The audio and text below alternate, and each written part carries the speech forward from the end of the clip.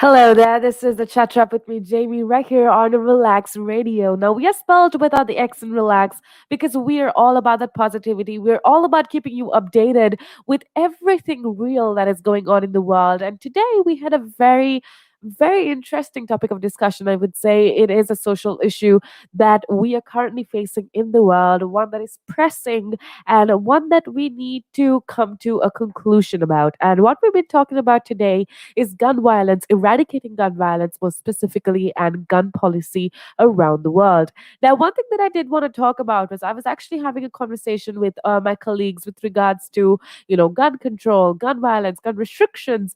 And one thing that I realized speaking to a lot of people is this common misconception that a lot of people have that I feel like needed to be addressed.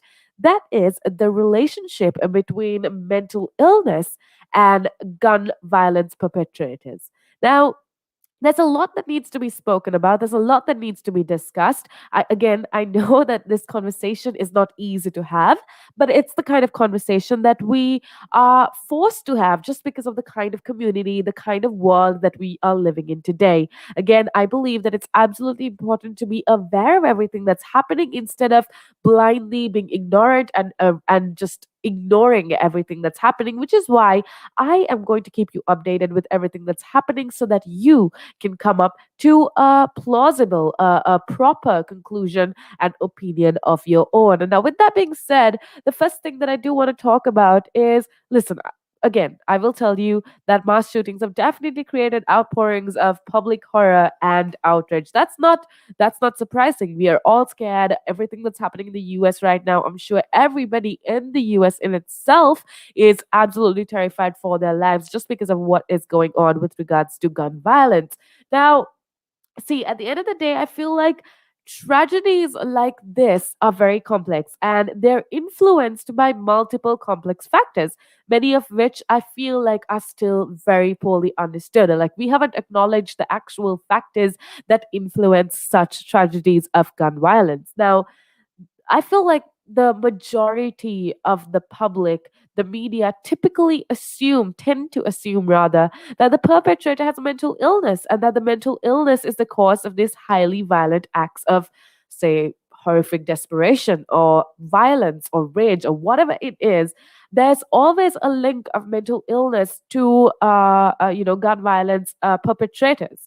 Now, at the end of the day, I feel like yes, that is true enough. Some mass shooters are found to have a history of psychiatric illness, but up to date, no reliable research has suggested that the majority of perpetrators of gun violence are primarily influenced by serious mental illness, as opposed to, say, for example, psychological turmoil following or flowing from other sources. Now, this is what I wanted to talk about, and I feel like it is absolutely important to have this discussion. But before I get on to some facts that we could talk about, I want to point out a few misconceptions, a few notions that we tend to believe that the media makes us believe that is absolutely not true. And the first such misconception that I do want to talk about is the fact how people with mental illnesses rather are considered to be dangerous. First of all, this is absolutely not true. This is simply a misconception.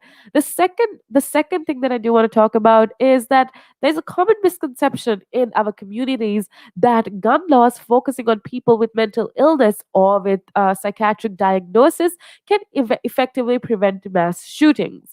See, now, as opposed to having a total ban or gun control, gun restriction laws for every single person in community, a lot of people are under the impression that gun laws focusing specifically on psychiatric patients or patients with mental illnesses could prevent mass shootings. Again, that is a misconception, and I will tell you why shortly. Thirdly, the third misconception that I do want to talk about that exists in our community is the fact that a lot of people believe that gun laws focusing on people with mental illnesses or psychiatric diagnosis are reasonable, even if they add to the stigma already associated with mental illness. Now, these are all misconceptions. I will say that again. Everything that I just said are notions that we tend to believe just because of, say, how we're brought up, or what we see on media. But these, what I just told you, the three things that I just told you, are absolutely not true and are simply misperceptions or misconceptions. Now, with that being said, let's look at a few evidence based facts. Let's look at things that are supported by evidence, by the average of what is happening around the world. Now, listen to this and listen to this closely, okay? Because apparently, mass shootings by people with serious mental illness or a psychiatric diagnosis represent less than 1% of all yearly gun related homicides. Take that in again. The amount of people, the perpetrators of gun violence with serious mental illness, represent only 1% of all yearly gun related homicides. Now, in contrast, deaths by suicide using firearms account for the majority of yearly gun related deaths. Now, the second thing that I do want to inform you of is that the overall contribution of people with serious mental illness to violent crimes is only about 3%. I'll say that again. The overall contribution of people with serious mental illness to violent crimes is only about 3%. So when these crimes are examined in detail, an even smaller percentage of them are actually found to involve firearms.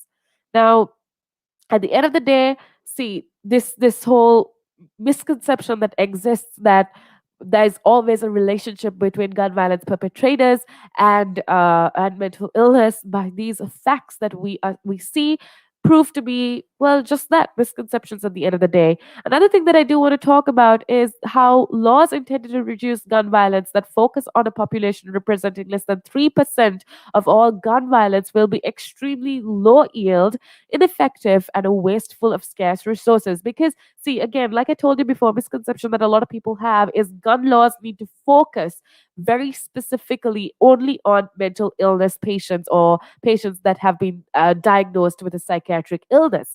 Now, evidence shows us that laws intended to reduce gun violence that focus on a population representing less than 3% of all gun violence will be extremely low yield. That, I guess, well, anybody could come up with that. Anybody could come up with that conclusion, because it's obvious and it is, well, not surprising. And at the end of the day, perpetrators of mass shootings are unlikely to have a history of involuntary rather psychiatric hospitalization. Thus, databases rather intended to restrict gun access restrict access to guns and established by gun laws that broadly target people with mental illness will not capture this group of individuals. Now, that is some very interesting things. I just wanted to talk about all of this just so that there won't be any misconceptions in society with regards to gun violence, because it is a topic that we are discussing currently just because of everything that is happening around the world. I hope you learned something. I hope you did take away something from this that will help you come up with your own opinion on the matter. Yet again, these are facts that I told you, and if I did pose any of my personal opinions, well, then again, it is just that, my opinion. Um, you can definitely come up with your own opinion. Now, with that being said, I also want to remind you that you can download our app free of charge on iOS and Android so that you can take us with you wherever that you go.